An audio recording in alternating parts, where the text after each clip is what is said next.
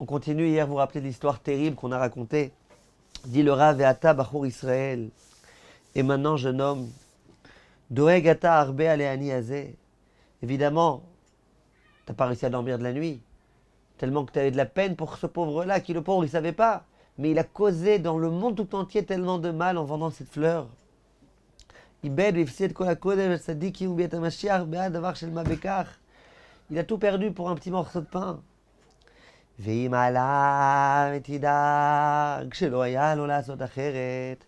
Bon, si vraiment tu as de la peine pour lui, si vraiment tu t'angoisses pour lui, quelle va être sa punition? Or qu'il ne pouvait rien faire. Il ne savait pas qu'il avait face à lui une épreuve. Combien tu dois te préoccuper de toi-même. Combien tu dois te reprendre en main. Tu sais très bien que tu as toujours des épreuves devant toi. Ben, j'étudie ou j'étudie pas? Je réponds au portable pendant le CDR ou je réponds pas? Je vais au cours de Torah ou je préfère aller en je sais pas où? Tu as toujours face à toi ce genre de dilemme, ce genre d'épreuve. Et si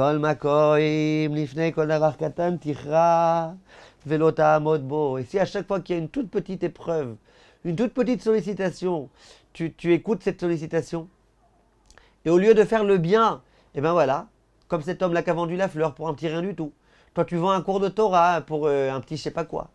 Alors, qu'est-ce qui se passe? Biatra, Lion, Gaon, Vetsadik, toi, tu as entre tes mains d'être quelqu'un de grand, un grand homme, une grande femme. De faire en sorte que la Shrina, Kadosh Baruch Hu, se trouve en toi. Ta possibilité d'être tellement Kadosh que les gens qui te verront, eux aussi voudront devenir Kadosh. Et que grâce à toi, les gens se rapprochent. Je vous promets, je connais des tas de gens qui, de par leur Gdusha, ils influencent les autres.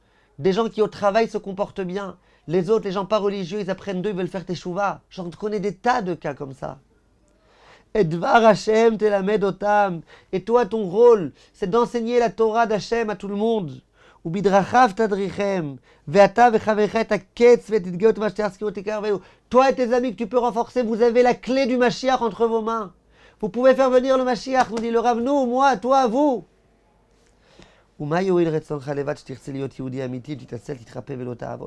À quoi ça sert que tu veuilles être un bon juif dans la pensée si tu fais que vouloir?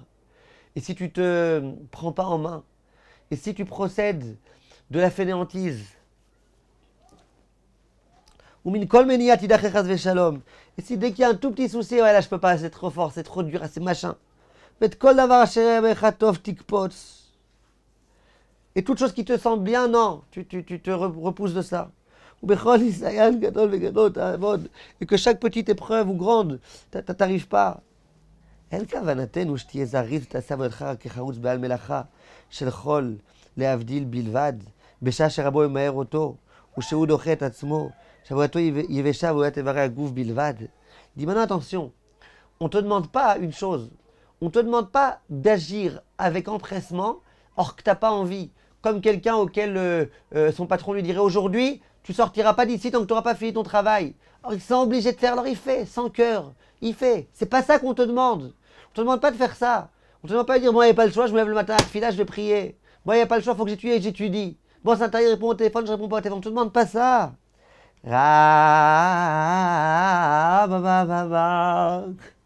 On te demande de réveiller ton âme. Ton âme endormie, réveille-la.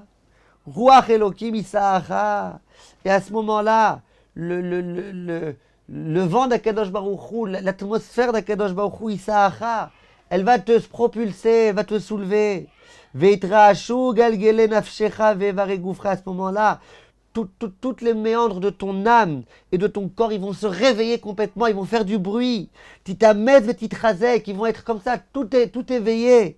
La vodet Hashem, bechoska, pour servir Akadosh Baruch Hu avec force. Bitlavut eish, kodesh, avec un engouement de feu saint, Veisimcha, et avec beaucoup de joie. Baruch Hashem, on a fini le Pérec, on a bien compris qu'il y a ici une invitation à faire le maximum pour être zariz, pour ne pas faire preuve d'indolence, pour ne pas faire preuve de fainéantise, pour quand on a une mitzvah à faire, tout feu, tout flamme, essayer de se réveiller. Et le Rav ensuite il va nous donner des conseils, comment faire pour arriver à ça. Mais déjà, il nous dit, interrogeons-nous, est-ce qu'on ne souffre pas par hasard de ce problème? Demain, on continue Bezrat Hashem pour le 5e chapitre. Merci de votre attention.